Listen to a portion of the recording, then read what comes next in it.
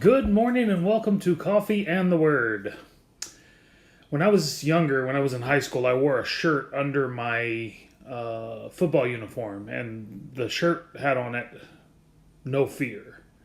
And I wore several. That was a brand that ran around that was this "No Fear" brand, and they had all kinds of cool sayings on it. And the idea was, don't be afraid. None of us like the idea of being afraid.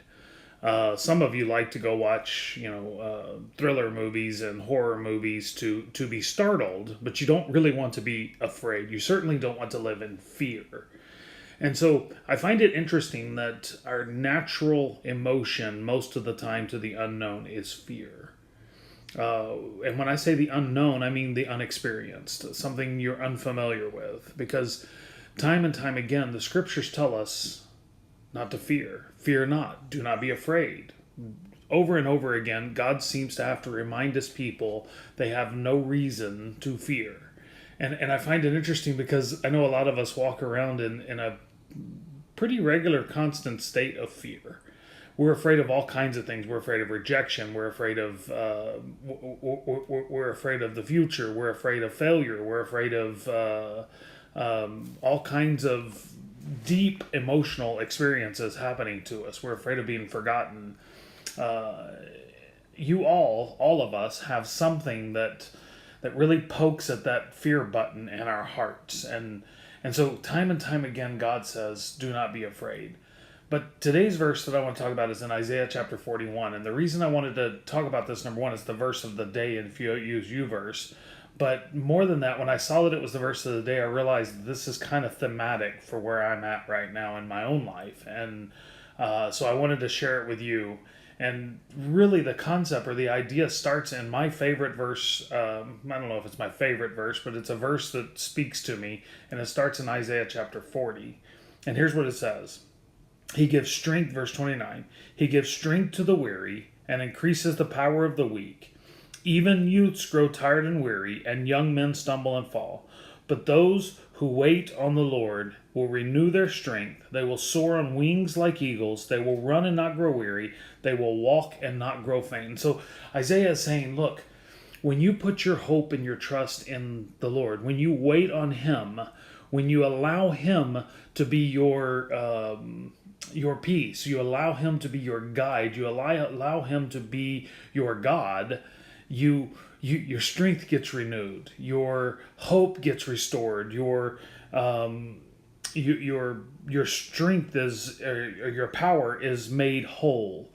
And so he says this, but in chapter 41, he goes through a lot of truth about what they're experiencing. And in verse 10, he says this: "So do not fear, for I am with you. Do not be dismayed, for I am your God. I will strengthen you and help you. I will uphold you with my righteous right hand." And so, first of all, there's a couple things you need to realize before God says do not fear. There is something that's probably going to elicit a fear in us. And that happens to us all the time. There are things that happen around us and about us that elicit a certain type of fear in us. And so God is telling us to not be afraid. He's really saying, be courageous, right? He's not telling you not to have this emotion. He's telling you to stand against that emotion. When he says, do not fear, there's this courage he's imploring you to. He's saying, overcome your fear. Stand against your fear. Walk in the face of your fear. Not because you're good enough, not because you're powerful enough, not because you're strong enough, but because I am your God. And you are my people. I am your strength. I am your help, ever-present help in time of need. You see, one of the things I think we as Christians fail to realize is that we serve a God who is actively participating in the reality that we exist in. In fact, he's running it. He's in charge of it. And so we don't have to be afraid. In fact, one man says, "The Lord is on my side. What can man do to me? I will not fear. The Lord is on my side. What can man do to me?" I'm not going to worry about the outside influence. I serve the living God. And throughout history, if you're a Bible buff, you know there are story after story after story of people standing in the face of real fear-inducing realities. And I could tell you that the one that comes to mind almost most often in people is David and Goliath. You know, David walks out on this battlefield against this giant when all the other people are saying, this is not possible. We're not strong enough. We're not good enough to beat this giant. And David says, who is this that defies the armies of God? And then he kills him, right? And he stands against him. Or Daniel, when he is faced with a lion's den, instead of acting in fear and recanting his belief in God, he stands strong and he's thrown in a lion's den. Reason to be afraid. Lions are dangerous. There's lots of evidence to tell us that lions are dangerous. But he wasn't afraid. In fact, he says, my God will deliver me. And maybe my favorite passage about fear is Shadrach, Meshach, and Abednego. And they're getting ready to be thrown in a fiery furnace, and they're told they have to recant, and they have to bow before the king. And he says, I love this, is like, the God that we serve, the God of Abraham, Isaac, and Jacob, he is able to deliver us from your hands. But even if he don't, even if he won't, we will not bow. That's courage. You don't think they were afraid of the fiery furnace? Oh, they were scared. But they stood in courage. And they were confident that God would either take them through it or have a reason not to. You see, you and I need to learn the art of trusting in God and leaning not on our own understanding. Because that's the pinnacle of walking by faith and not by sight.